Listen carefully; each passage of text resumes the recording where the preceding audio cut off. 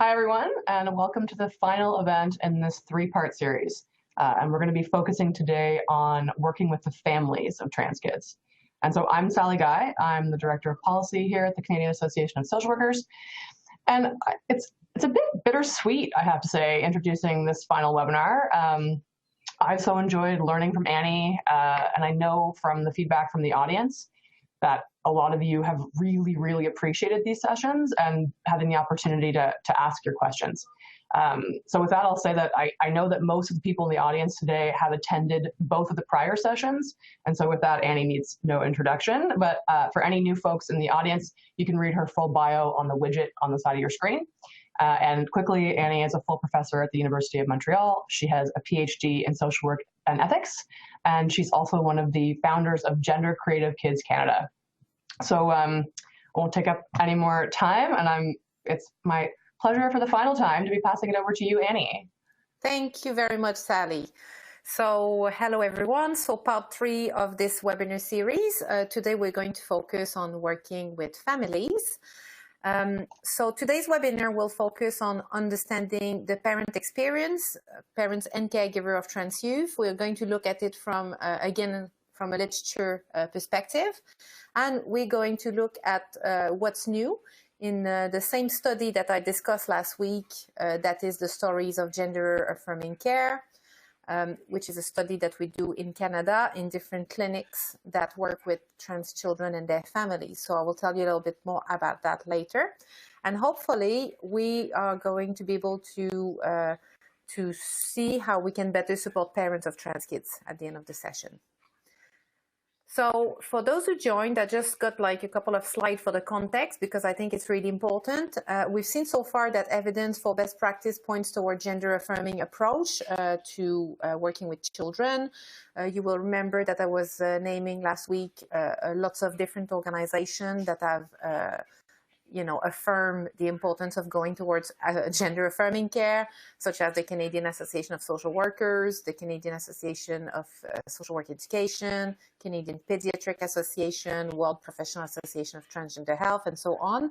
And if I'm just citing directly from Canadian Association of Social Work statement, they say clearly that gender identity is a core aspect of the self and that any professional attempting to alter gender identity or expression of a young person to align with social norm is considered unethical and an abuse of power and authority.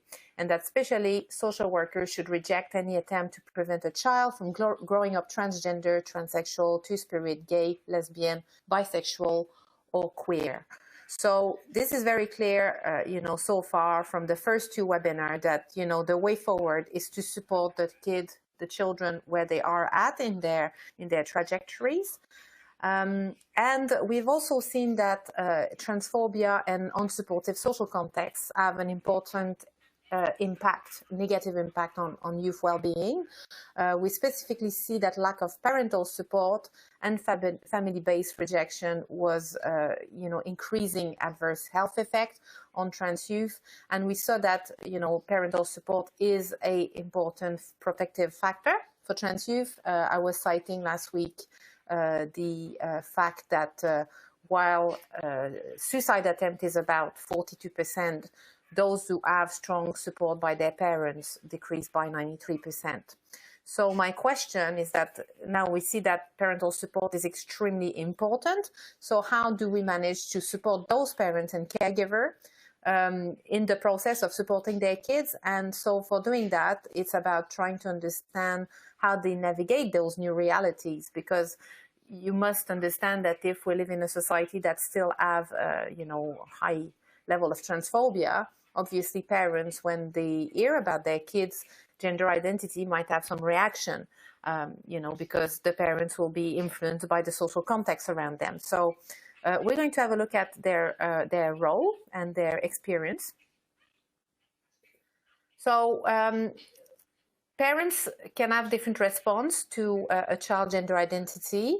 It can be negative. I think lots of parents will have what we call negative neutrality. Negative neutrality is, basically just having a child, telling about their gender identity and then offering some sort of support, but it's not strong affirming support. It might be just, okay, that's okay, you can stay here, no problem, but don't talk about it. So we see that, lots of young people in our research talked about that.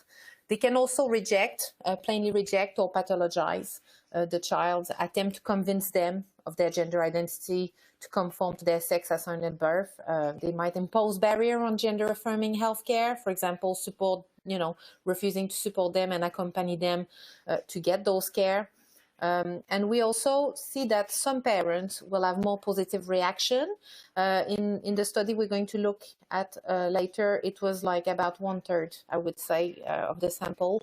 But we get like some parents who will be showing straight away some love, some care, respect, affirming gender identity, following the child lead. And some of them will engage in advocacy and activism.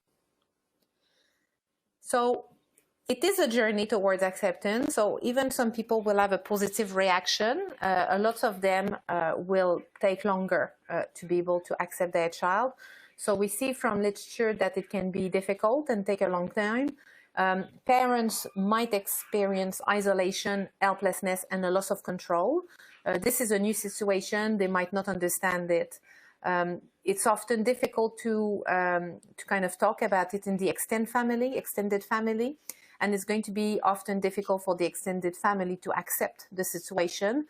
So in social work, we need to see it as something like really made of different systems. And when you work with trans kids and their families, you can really see that, So if someone starts not accepting, often you can have like lots of different like waves. And sometimes the parents will accept, but the extended family might not. So we need to kind of look at it from a much more broader perspective. Parents have to do coming out. A co-founder of Gender Creative Kids was always saying that when a child transitions, the whole family has to transition as well, because the child will want to have their gender identity affirmed, perhaps, and so the parents will have to talk to people around. So they will themselves have to do a coming out as a parent of a trans kid. And so often they will indirectly experience the same stigma and oppression than their children. So what do we know about what sort of support is given? If we look at a study in Ontario, that was from the TransPol study, we see that strong parental support was only felt by about 1/3 of trans youth who had transitioned, with 67% of youth perceiving a lack of full support from their parents. So this can include either, those rejection and violence base I was talking about, or that negative neutrality. So we can see that, there's still like 2/3 of young people who don't get the support they need when they come out to their parents. And that shows why it's so important to support the parents as social worker and work with them.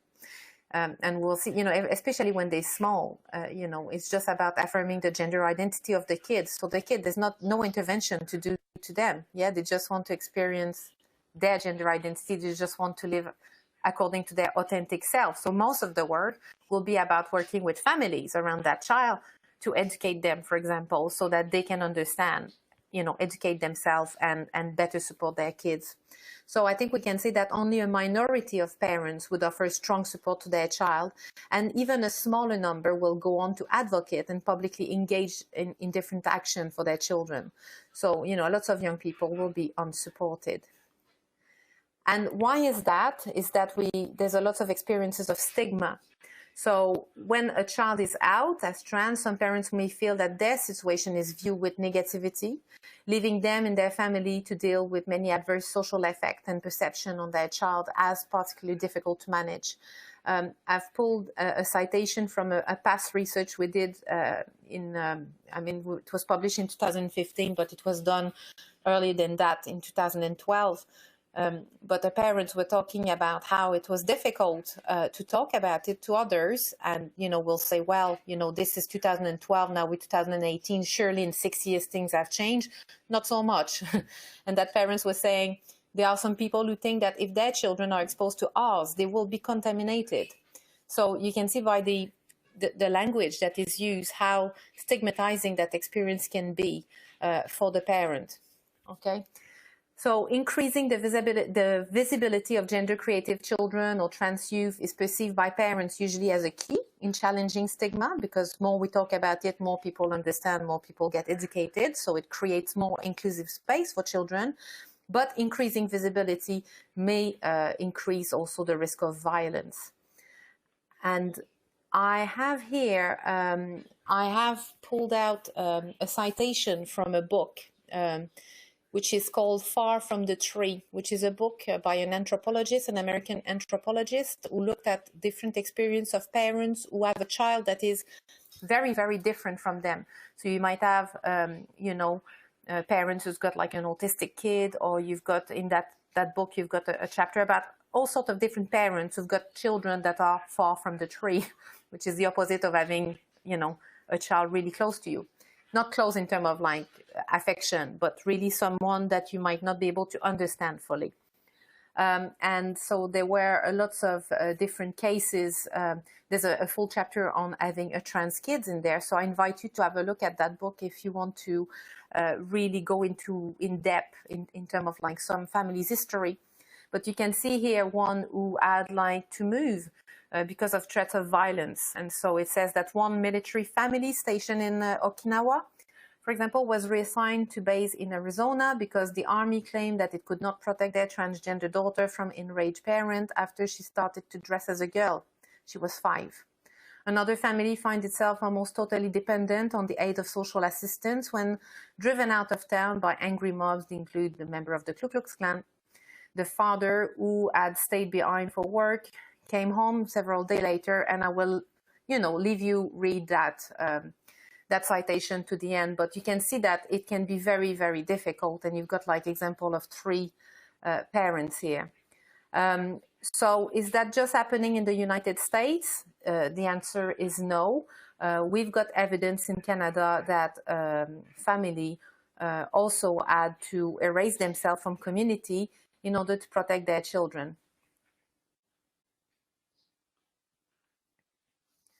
So some parents will engage in parental activism. So there are some evidence of that, but it's not so easy for them. Here I've taken a citation again from a book who shows some parents engaging in activism. So when we met with the Minister of Health, we totally brought our kids along because they were like, you need to see this, who you are affecting. These are the kids that when I say I fear for my son, when he gets a driving license, if he gets pulled over, he's going to end up spending a night in jail because of his ID. I want you to know who that child is. So I have a 7-year-old and I'm scared of him going out into the world, even if he gets a library card because of ID out him. So we talked about it, about the legal transition last week.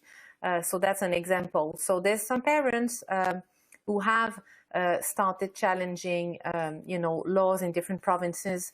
If you Google, you might find lots of stories about that. There's been some in nearly every provinces in Canada. But again, it is only a few parents, okay? We know that parents have got general needs of support, education, and resources, such as peer support group, community-based services, counseling, to help reduce that stress stigma. Because even those parents who are doing advocacy will still experience stress and stigma. So we really need to be there to support them. And we also know that parents who found, youth and their parents accessing care had overlapping concerns. So when we look at parents and youth, you know that there's like similarities in their needs, but for youth, it will be more focusing on transition issue, while parents prioritize safety and acceptance followed by transition. So we know that from that lawless study that parents will want to find ways of being supported so they can ensure more safety for their kids, more acceptance, and help them with transition. And it makes sense with the citation I just showed you about parent activism that went to health minister to get the law changed so that the kids could change their gender marker on birth certificate, because this is a way of, getting accepted and, being affirmed in your gender identity. And parents and youth are often left to educate provider and figure out the process alone.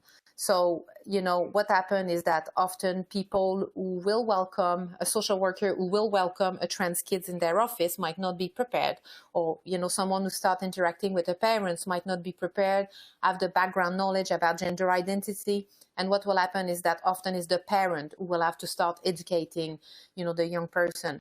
For example, if you've got like a family going to a care provider, medical care provider, and the secretary, take the cards to register, you don't understand about transgender, experience or, trans existence, she might question why a gender marker is not coherent to the child's, gender expression. And so often is the parents who will have to start explaining that the child is trans, because otherwise the parents might not be able to get the service because they will say it's fraud. They will say the card is not their card. So often it's the parent who will have to do a lot of advocacy work.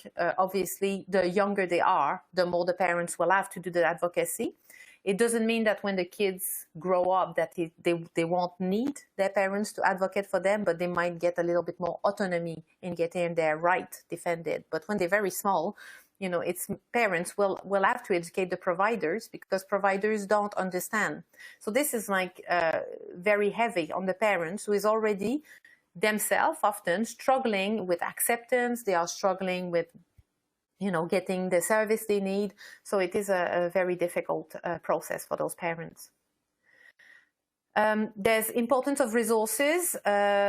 Community and health psychosocial resources support family in the adaptation and transition process and help them better understand their child's situation. We will see in a minute when I'm talking more specifically about the study that basically the parents often they will be accepting their children a little bit better when they get a professional, for example, to affirm that it's okay to be trans. Because the parents might not know that. So to have that support might help even the parents to understand and accept their child. However, there's a few spaces and resources for those families, and it's difficult for parents to find the support. And what we get is that there's generally two problems with accessing resources. You've got the access to specialty clinic. We're going to talk about it in a minute. Specialty clinic being clinics that will offer gender transition support. So, for example, the kid will be able to access blockers or they will be able to access hormones if they need to. So these are the specialty clinics. These are difficult to find because normally they are concentrated in cities.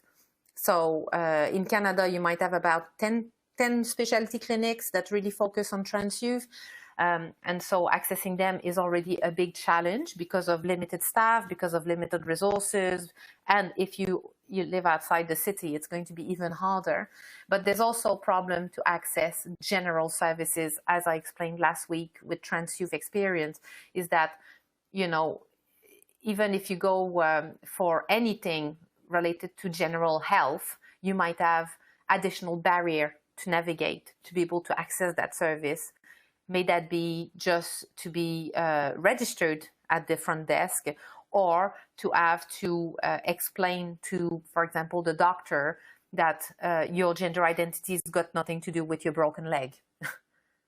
Because the doctor might start inquiring about gender identity when you're going there for something totally different. So there's really difficulty to access. And as I was saying last week about young people, you will remember, is that most of them don't access health and psychosocial kind of services because of that. So parents will have, in a way, similar difficulty with their kids and will experience stigma. Stigma that will be different from a trans person themselves experiencing stigma, but nevertheless, you will have family, parent. If you had imagine, I don't know, a 6 or 7 years old gender creative kid with you who's expressing their gender differently from what's on their ID card, the parents will still experience stigma, and the person in front of them might still think that, they have influenced their kid to be like that, and, they might not have the knowledge up to date. So I'm just going to talk now about data that we presented actually not even a month ago at the World Professional Association of Transgender Health in Buenos Aires.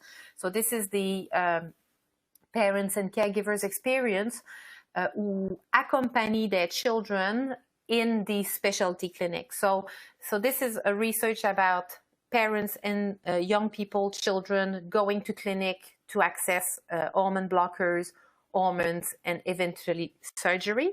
So I'm going to present you a little bit about what they experience, those parents, in terms of accessing clinic, but also in terms of accepting their children. So this is the participant sample, just for your information. So it's 35 parents. It's qualitative study, so 35 is a good number to be able to understand their experience.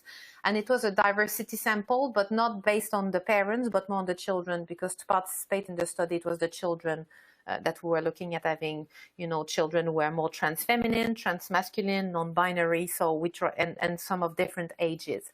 And so we've got mainly some mothers who participated in that study. We had 4 fathers. So now you might wonder why we've got 36 people, and I say that it's a 35 sample. It's because we've got a family who were to participate. So the 2 parents participated in that. And we see that even in Canada, there's already some who might have access to difficulty to access health service, because even if health service is universal, the medication are not always, covered, and only 29 youth out of 35 had access to private health insurance. So this might kind of increase the stigma. And the other interesting thing to know about those parents so I can't say that all parents who access clinics with their kids have got that demographic. It's too small of a sample. But if you look, those had kind of quite a lot of education overall. So they were parents who had access to supposedly some resources. So what we've seen in the experience of parents in terms of acceptance and access to gender affirmative care, the child coming out was an important moment for the parents. So that initiated the process of acceptance on their side. You will remember last week I was saying that the child often was talking about it, thinking about it much earlier. But for the parents, the journey starts really when the kids do their coming out, because before that, often they don't even know about that. And initial parents' reaction often influence or carry through later stage of their child's transition, including access to care. So when you look at the data we've got here, think that they were parents who were already accessing care with their children. So one would think that these parents were fully supportive and acceptant. But when we discuss with them, some of them were still in the process of accepting their kids at the time of interview. So you've got parents who were accompanying their children in the clinic, but still not fully accepting their child's gender identity. So the reactions are wide and ranging, from denial to immediate and full acceptance of the child's gender identity. This is the sort of denial that we had in the study. They appear to close to a quarter of parents' narrative. So it is still quite a lot, a quarter of parents. It took the form of either feeling overwhelmed, saying, oh, I've got too much to take in, or disbelief. We found a lot of disbelief, not believing the youth story, saying, well, we've got so much now, I'm sure this is not that. The kids must have, I don't know, it must be because they've got an ADHD, And so you've got the example here. Regardless, it's like how we deal with this. Where do you go? We had so many mental health issues prior to this with your ADHD, behavior disorder, and impulsivity. And now we've got another. I guess I hate to say it label, but it's just more, it's just too much for that parents at this point. And this other parents who's got an 11 years old say, of course, my reaction was not a good one. And she said, no, this is how you were supposed to be born. And, because you're like a girl, thing doesn't matter, you're a girl. So there's been a lot of denial when the child came out to the parents. So that's the parents telling us about their study of there's experience. Some of them were surprised and some of them were proud. So as I said, we've got a range of emotion, about a quarter in denial. We've got about a third of parents who were surprised that their child came out. They didn't see that coming. So the child was always dressed like a little girl, always had until recently long hair. So the parent did not see that coming. So they were very surprised about the coming out. And about nearly half of the participants say that they had a positive feeling or reaction when their kids are coming out. So this is, you know, as I said, it's qualitative research, so we can't generalize to the whole population, but this is more than what it was in the Transpulse study. So it might be an indication that perhaps, you know, with education and the fact that people talk more and more about trans kids, that parents, when they hear about it the first time, they're less surprised than they were 6 years ago. And so you've got like two citation of parents here saying, oof. On the other hand, when I learned that, I was like, phew, I just realized that it was why things were not working in the past year and a half. So this was like the story of the parents was telling us about their child having different difficulties. And so when the child did the coming out, it just all made sense. They were like, okay, that's why you were not feeling good, yeah? So they accepted the kid. And you've got another one here who say, I looked and I say to you, I am proud of you, my child. I am proud of the courage you had to express and to say what you were feeling, and I'm proud of the courage you displayed to move forward in all of this. So you see, this is like a really affirming example of coming out. What we found in the data is that there's different barriers to acceptance. So what we just saw was the reaction to coming out. Now, how to get to acceptance?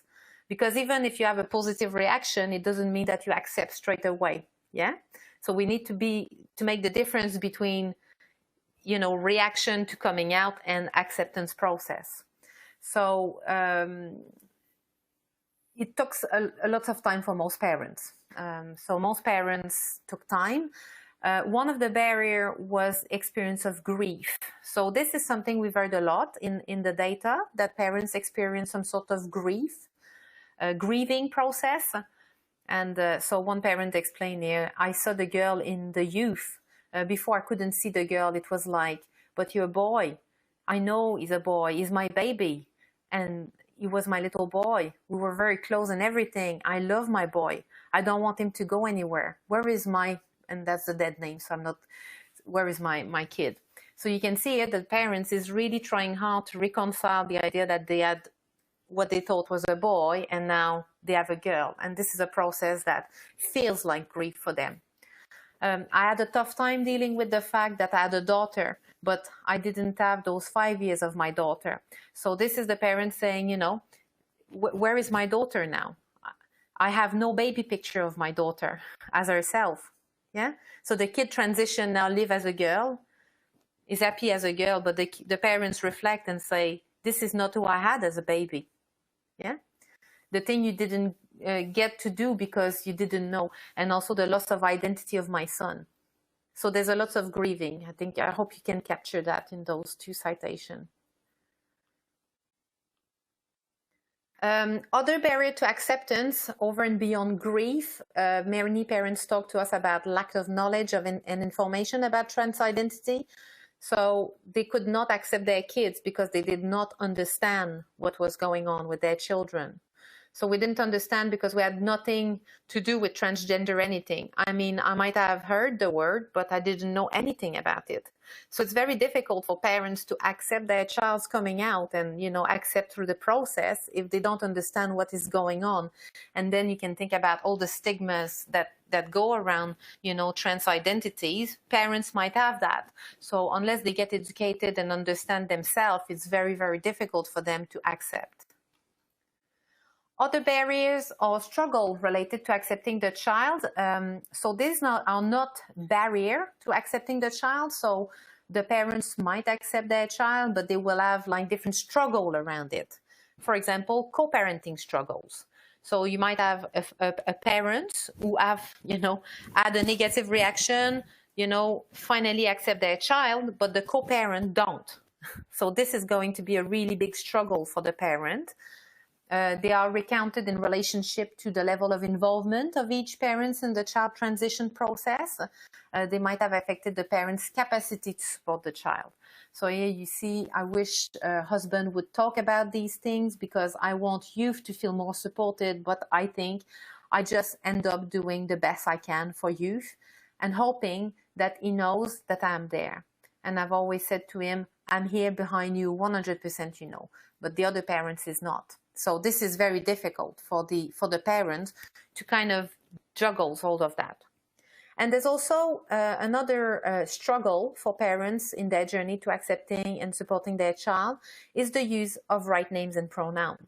And this is not like lack of will or something malicious, but some parents I say, you know, I really want to accept my kid, but I'm really struggling with using the right name and pronoun. It slips off my mind. I'm struggling with that. So the parents say here, you know, I've been using male pronoun for 16 years, that she is a boy, and now she's asking everyone to start saying she and call her, you know, or by her name overnight. So when we slip, she gets angry. She had to learn that we are a human being and that we need to get used to our new state. So this is a parent that is really struggling with that, the use of name and pronoun. You will remember from last week's webinar, I was saying that one of the way to, you know, one of the protective factor of trans youth is to be addressed by using the right name and pronoun. So I think you can see how working with family might involve helping the parents to be able to do that, to accept, but also affirm the gender identity of their kids and using the right pronoun. But this is a struggle for some. I said, give me time little by little, because as long as I see her as physically a girl, it's going to be hard to incorporate the he pronoun, even if I'm trying more and more.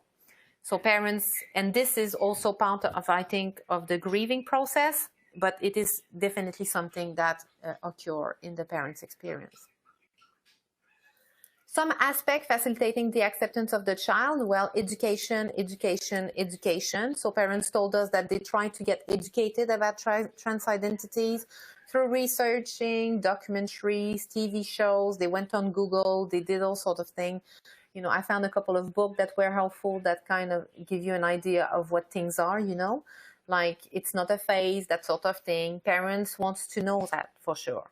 So parents who understand that, for example, it's not a phase, that gender identity is part of human nature, that it can be different from sex assigned at birth, that is very helpful for the parents to accept their child. If they don't believe that this is something that exists, of course, the parents will be in denial for a long time. And you've got another parent here who explained that I explained to him that the suicide rate for trans kids is high, and that's not going to happen in our house. That is not an option, and that we need to support youth, and like no question about that. So that is, you know, the parents talking to their partner about it. So it's really, education is a theme that is very, very important. Another aspect that facilitates the acceptance of the child is to allow oneself to take time to integrate the new reality. So some parents felt guilty about it, and some parents need to have the time, take the time for themselves. So not to say that it's easy, because by no means there's a lot to take in, a long time to wrap your head around and change your perspective on things. Then it's about receiving support from other parents. That was mainly through the online and face-to-face support group. Parents needed help to navigate the transition and acceptance process. But what's interesting in the study is that only 7 out of 35 families attended those groups. So this is something that I must say we were a little bit surprised, because in all the literature, you know, it's written parent support group, peer support group. And so we were surprised to see only 7 parents attended those groups in the study. And as I said, this is in Montreal, Ottawa, and Winnipeg. So it's not because there's just one place where there's nothing. So that was interesting. And so you've got the parents who say here that it was really good for them to try to get support. And parents also told us that it's important to receive support from professionals. So they can get reassured by a professional that trans is okay and that it's not a phase, getting personal support by therapists, although not many were, you know, accessing it.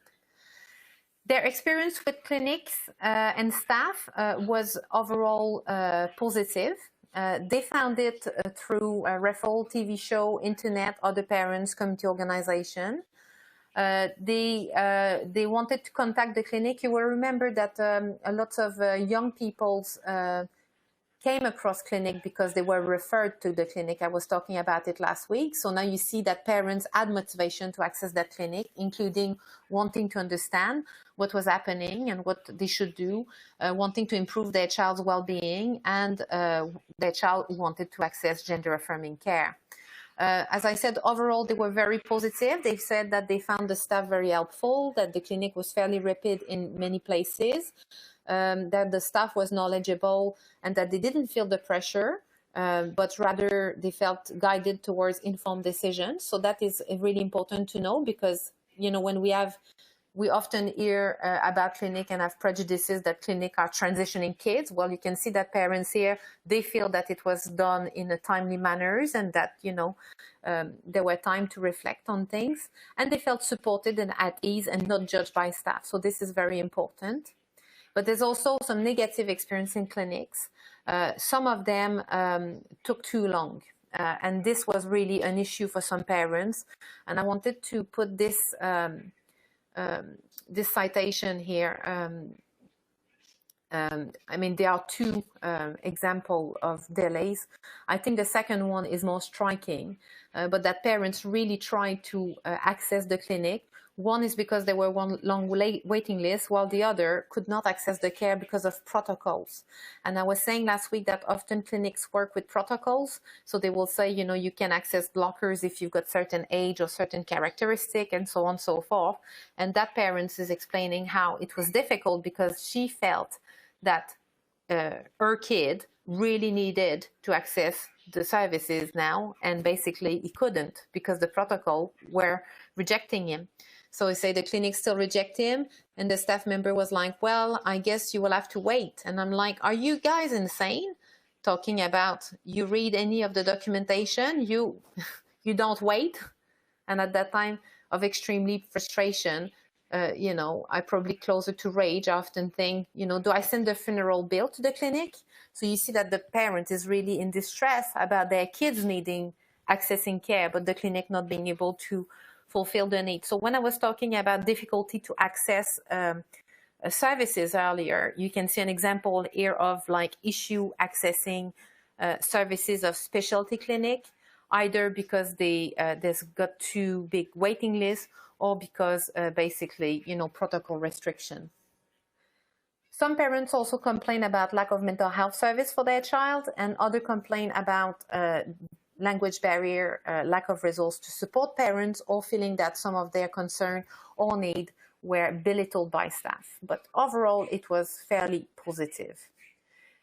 What's the parents' unmet need? Well, beyond the need to increase ease and speed of access to medical care and mental health for their child, parents said that they need care for parents' mental health, and this was fundamentally not being met in clinic.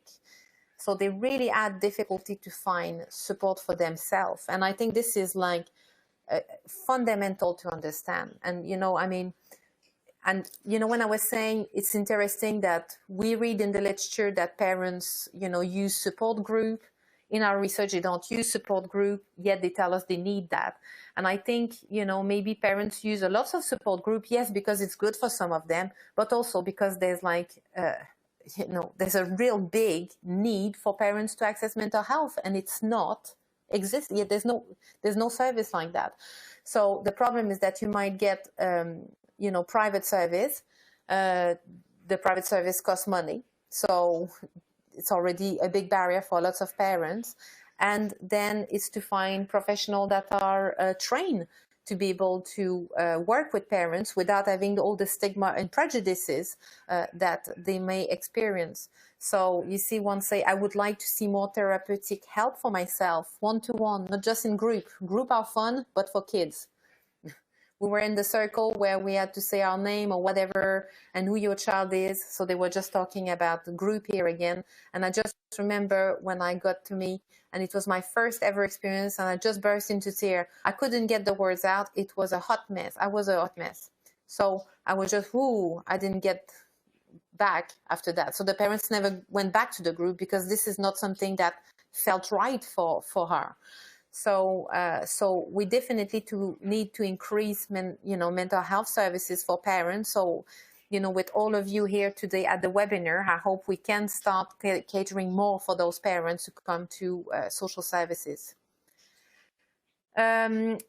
So the result from this study revealed that many parents struggle for a long time with fully accepting their child's gender identity, including those who access gender-affirming care with their child. So I think that's important to remember. It's not because the parents is there that they are fully accepting their child, so there might be still work to do, knowing that we don't want to have parents who are just offering negative neutrality. You want to get parents to be fully supportive and really kind of have a positive impact on their kids' mental health. And so there's 4 main pillars of acceptance: education, allowing oneself time to integrate a new reality, support from other parents, but especially support from professionals if they need that. Though most parents in the sample said they felt supported in clinical setting, they also said their personal needs as parents were not met. And, this is reality, in gender-affirming clinics, there's no service for parents. So maybe this is something that needs to be considered, knowing that parental support and acceptance are crucial to youth well-being. I think we can, do more systemic and family approach to care. It would be certainly more desirable. So intervention, support parents, there's no other thing to say about it, I think. Finding support and resources in order to better understand and support trans youth. So supporting parents, working with parents will have an impact on the youth as well, because we know that those two are so interlinked. Even if the acceptance process can sometimes be long and difficult for parents or the family, making sure that the young person is feeling supported and affirmed in their gender identity. Peer support, but also professional support is needed. And so this is again the acknowledgement to the team of people who work, the research that I've just presented you with. And that is it. So we've got another nearly 20 minutes for question. Awesome. Thank you so much for the presentation, Annie. And so yeah, it's time for Q&A. Before I launch into the audience questions, I just wanted to note for the audience that as soon as the presentation concludes, a survey is going to pop up. And we would love if you could fill that out. It would help us design future continuing education opportunities on this topic or others. So we would love to hear from you. Please do fill that out when it pops up at the end. Also, as always, the stuff you need to know about the slide deck, how to get the recording, and how to get your certificate of attendance, that stuff is in the welcome and housekeeping widget that you have on your screen. So that's my spiel about tech stuff. And let's get to some questions. Before I actually even get to questions, I just wanted for you, Annie, to know that people are also, I think, just really appreciating the opportunity to share their experiences. So people are typing in their experiences of stigma, but also like of hope. I'll just read a couple. One is my 12-year-old trans son this week was told by his friends that she could no longer be his friend because he was told that it was against her religion. He was so saddened by this, and he doesn't have many friends, and this took a huge toll on him. So that we have comments like that coming in, and then we also have comments like, here at McGill University Sexual Identity Center, we're piloting a new group for parents of trans youth. And so far, it's been really great working with parents at all the stages of the transition process. And the biggest thing that parents are asking us for is education. So I just wanted you to be aware of people sharing not just questions, but experiences and exciting things that are happening. Okay, questions. The first one, I'm just going to go heavy hitting right away. They ask, your example of the lesbian couple who had their child taken away made me think about how it should be the opposite. When a parent refuses to affirm their child's gender identity, isn't this a form of child abuse? Yeah, well, the example, we need to note that it was from the United States, and I said it's the book from Andrew Solomon.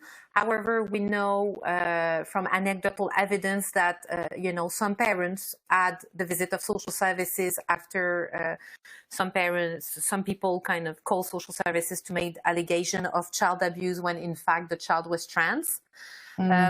Yes, I mean, this one is a difficult one. well, it's not that difficult, in fact, because if we look at psychological mistreatment, it would be denying someone's identity. It would be denying how the person, feel about themselves. I mean, I don't know, province to province must have like really kind of clear way of identify what psychological mistreatment would be. So I think if we see not supporting a child as a deny of identity, and I think it could be stated, but I am not aware of any policy document at the moment, or I'm aware of policy document because I said Canadian Association of Social Workers are clear that we need to affirm gender identity, but I'm not aware of social services or law, social services law that kind of articulated clearly like that. So it would need to be the social worker who is interpreting the law in that way. But I think there's definitely material from evidence to go that way, if it makes sense. Yeah. This question I think is in line with that last answer. And they say, I love this thought around mental health care for parents and guardians. And along that line, I want to know more about how caregivers could be supported who hold different beliefs and values.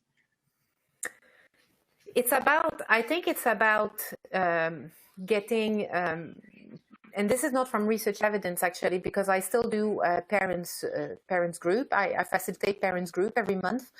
And it's about, I think, working with the parents where they are, but also, being able to challenge them gently about their belief, because often they are like really deeply held belief.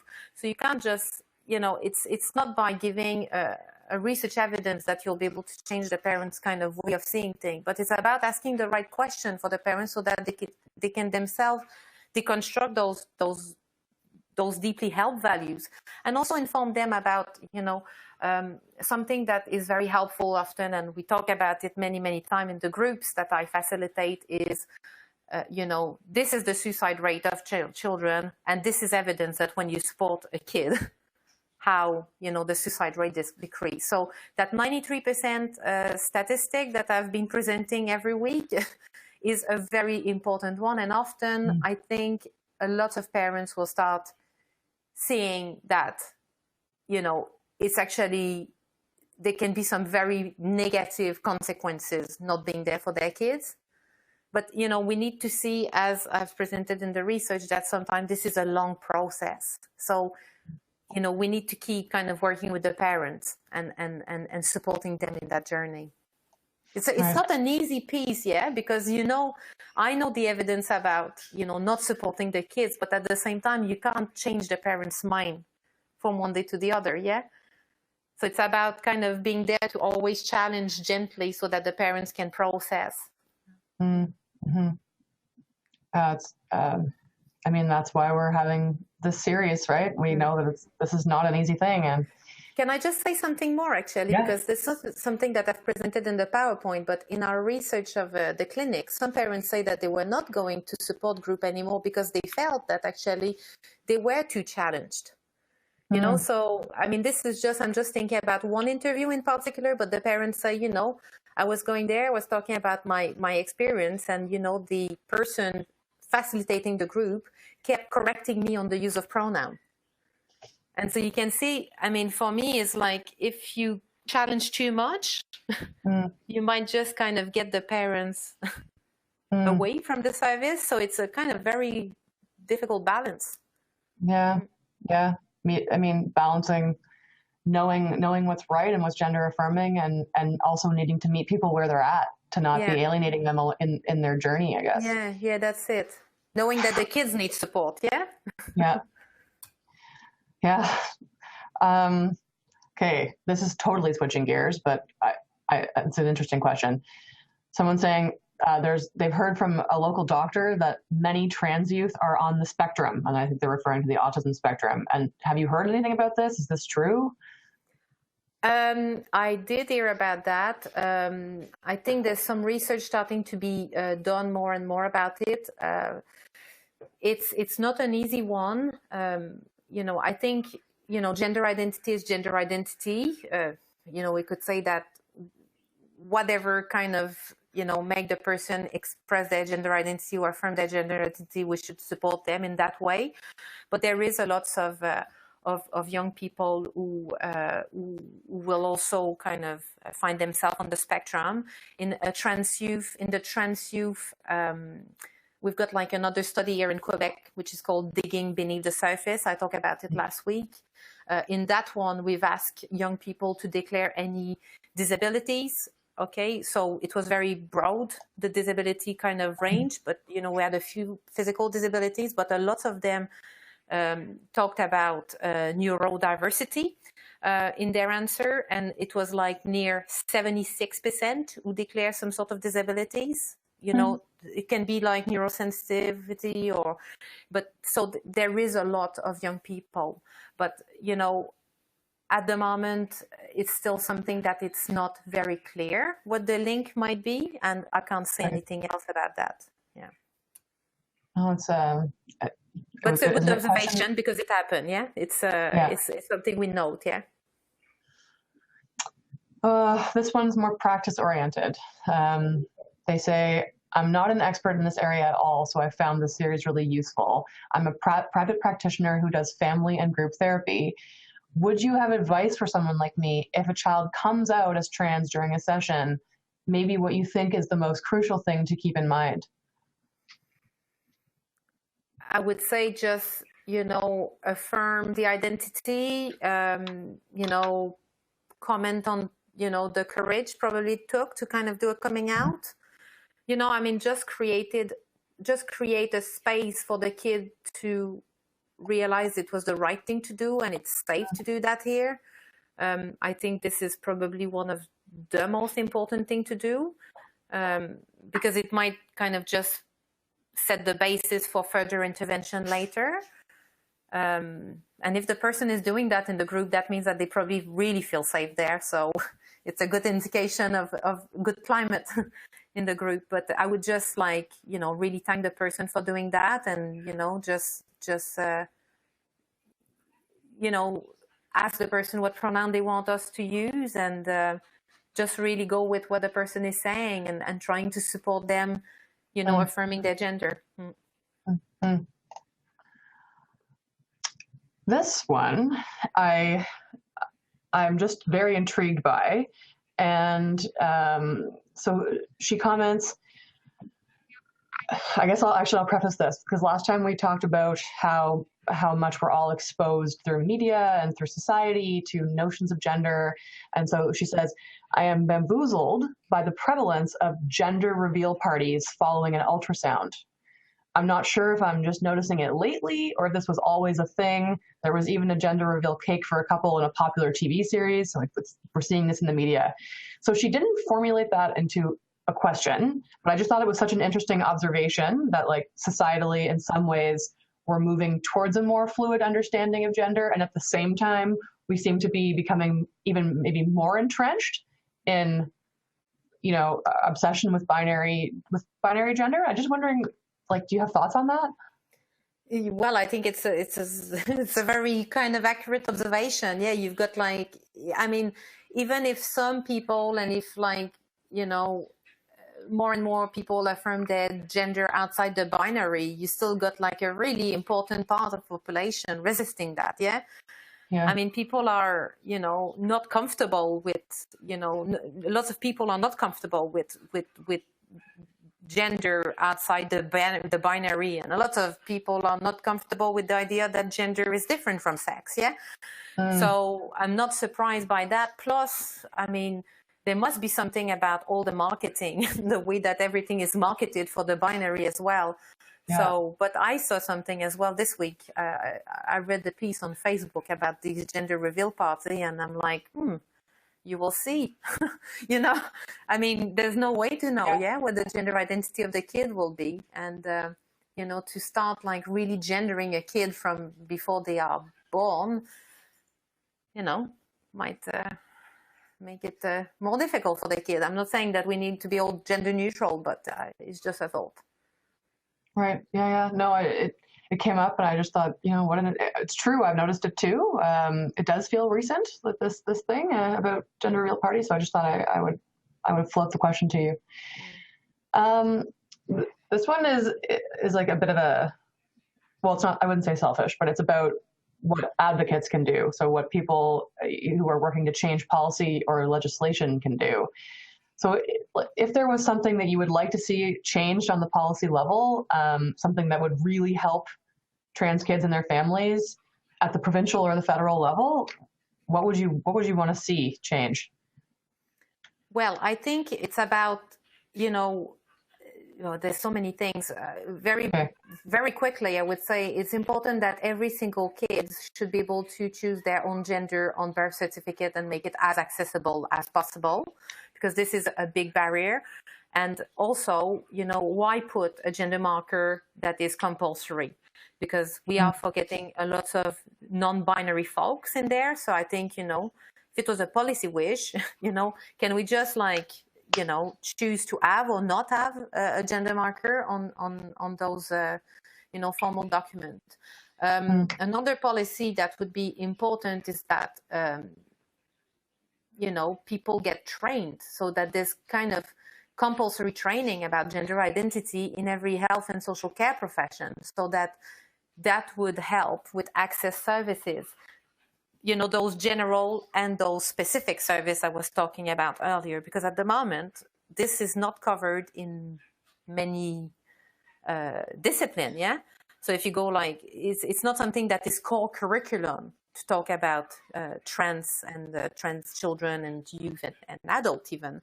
So I think, in terms of policy, it would be good to have a think about that. And maybe my other wish list would be to make illegal conversion therapy, like they did in Ontario, because we see that there's still people doing that. And we hear that from parents who had bad experience with therapists. And so it would be important, I think, that, government, assert that this is not only illegal, but also unethical to do. So this would be my bucket list of 3 things, but I might forget stuff. But, the most important thing, if there's any policymakers there, is not to do that on your own, consult with the trans population, the trans people, the activists. Everyone wants to kind of participate in those policy change, and we should never kind of do those sort of change without involving people that are concerned in these processes. I don't know if there's probably a French translation of this, but in English, it's nothing about us without us. Exactly. That's a really, movement. Yeah. It's a powerful message, no matter what the topic, I think. So I'm looking at the time. It's 58 minutes. So knowing that this is the last one in the series, I want to ask you before we take off, is there something that you want to stress? Is there something that is burning within you that you didn't get to talk about enough? Is there a way you'd like to sum up? Well, I mean, I would just sum it like this. Every children deserve to be loved for who they are, whatever that is. And I think if we just, build our intervention based on that idea, that's going to lead you to trans-affirming practice for children and their families, yeah? So just, remember that. I mean, there's psychologists who've said that for a long, long time. Carl Rogers was saying that, I mean, we're just going back to basic, kids need to be loved for who they are. And if that gender, if their gender identity is different than what we expected, then, it's not us to decide for them, it's them to decide. And us parents and caregivers and professional and, educator to just embrace those so important part of self. I mean, I think that's probably the perfect thing to end on. On behalf of the whole Federation, the Canadian Association of Social Workers, our national office, we've really, really appreciated you doing this for us, Annie. The people are typing in their thanks right now, they're pouring in. I will share them with you later, and audience members, I will make sure all your comments get to Annie. So this is just a huge thank you for doing this for us. We've really, really appreciated it. And maybe we'll get to do another one with you in the future. Thank you very much. Thank you for everyone participating. Thank you. Bye. Bye.